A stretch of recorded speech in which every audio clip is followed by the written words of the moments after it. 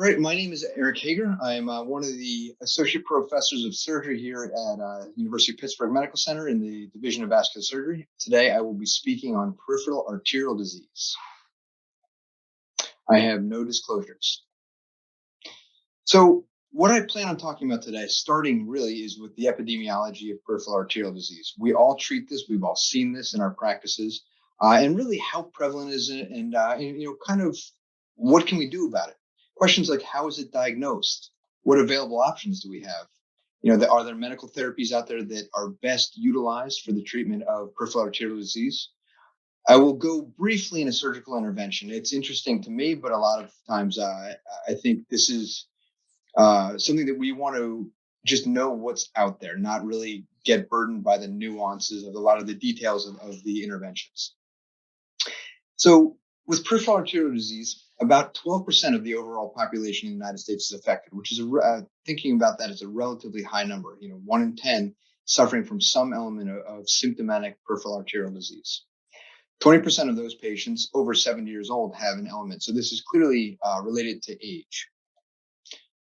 When we look at the mortality rate of patients that have been diagnosed with peripheral arterial disease, their mortality rate is nearly 5% per year versus 1.6% for those that are not diagnosed with it over 70 years old. So looking at this, I mean, clearly this is a disease that affects all vessels, which is the reason we see these jumps in mortality rates. We definitely see it more often in men. I think we've all witnessed patients that come in, and very rarely do I perform a surgical intervention on a woman that has peripheral arterial disease. It's just not as common.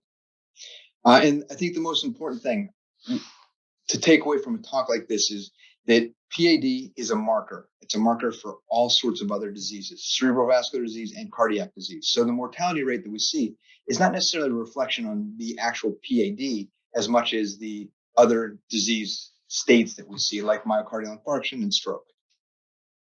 So what is peripheral arterial disease? I always kind of get a kick out of talking to patients where they'll see their orthopedic surgeon who describes himself as a carpenter. Essentially, PAD is a disease of the blood vessels. I'm a plumber, and so that's what I tell my patients.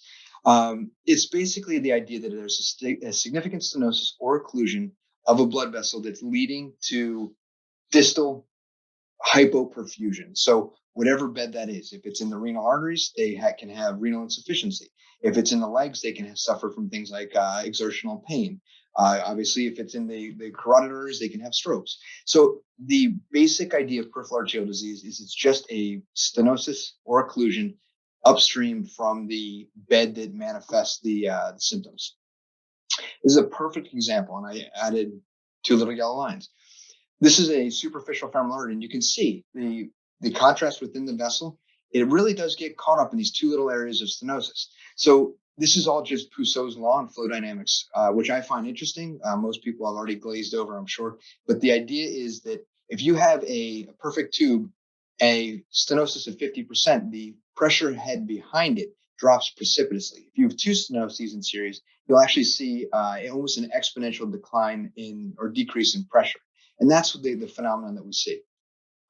That can lead to several different symptoms. The most basic is just claudication, and we'll go over this a little bit more, but claudication, which is just exertional pain, rest pain, which is pain in the extremity at rest, where the metabolic demands of the nervous tissue are not met.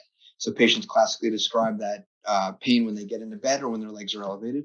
And then obviously the things that I would make the argument the easiest to diagnose, that's ulceration and gangrene. So again, this is a very simple concept. It's just demand is not meant by supply. And, we see in this day and age, we see supply chain, crunches all over the place, Christmas and everything else. And this is kind of the physiologic equivalent of that. Basically, the tissue, if we exercise, the metabolic demand of the muscle increases. If you eat, it could be to your intestines. If you have a stenosis upstream, they have that metabolic demand is not met and symptoms begin. The most common cause of this is atherosclerotic disease. There's obviously other things, cancers, extrinsic compression, history of DVTs and blood clots can certainly cause issues with PAD. So we do see it. There's a lot of different causes, but the most common far and away is just arterial sclerosis. Risk factors that we know about.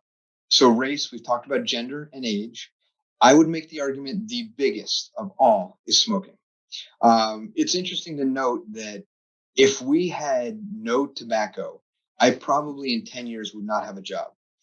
The far and away, almost all patients that we treat were treated because of tobacco abuse histories. All the rest of these do obviously contribute: diabetes mellitus, vasculitis, obesity, family history, hypertension, dyslipidemia, hypercoagulability to a lesser degree, chronic renal insufficiency. Of note, interestingly, diabetes and chronic renal insufficiency are a relatively common patient comorbidity in our practice, simply for the fact that when they present with very severe disease. So we do, as vascular surgeons, see quite a bit of patients with renal insufficiency and diabetes.